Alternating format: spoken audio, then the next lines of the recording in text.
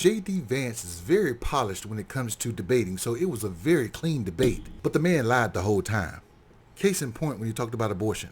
Time is up. Senator, let me ask you about that. He mentioned, was, I think, referring to a national ban. In the past, you have supported a federal ban on abortion after 15 weeks.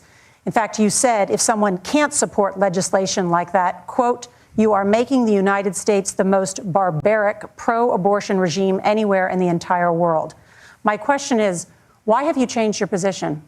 Well, Nora, first of all, I never supported a national ban. I did when I was running for Senate in 2022 talk about setting some minimum national standard. For example, we have a partial birth abortion ban in place in this country at the federal level. I don't think anybody's trying to get rid of that, or at least I hope not.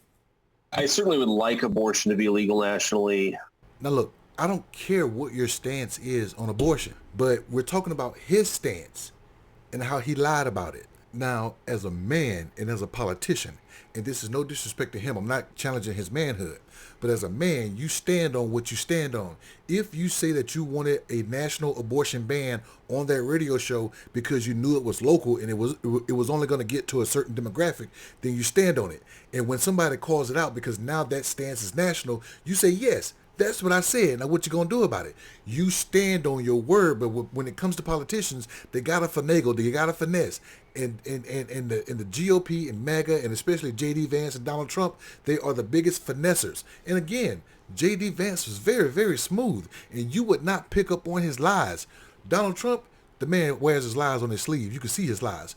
But J.D. Vance is so smooth in being a politician and knowing how to non-speak, he was able to get that past a lot of people. And this is the one right here. This is the one that blew my mind. The question was, did Donald Trump lose the 2020 election? And it wasn't the moderators.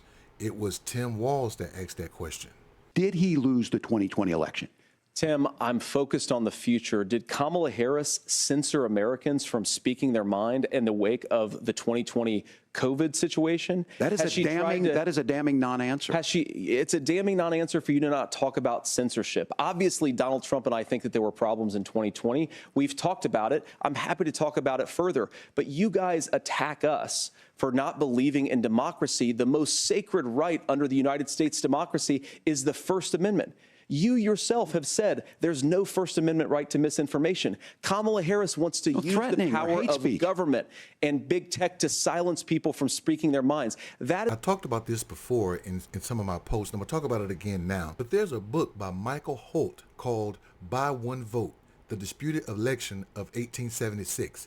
And that book is about the election between Rutherford B. Hayes and Samuel J. Tilden, and how both sides were cheating. Republicans and Democrats, both sides were cheating, but there were certain states that were in doubt. And because the Congress and because the speaker and the vice president and everybody was confused about what electors to accept, the House had to decide the election. This has happened before, and I can go into history, but I don't really want to go that far back and explain how the Congress would decide elections.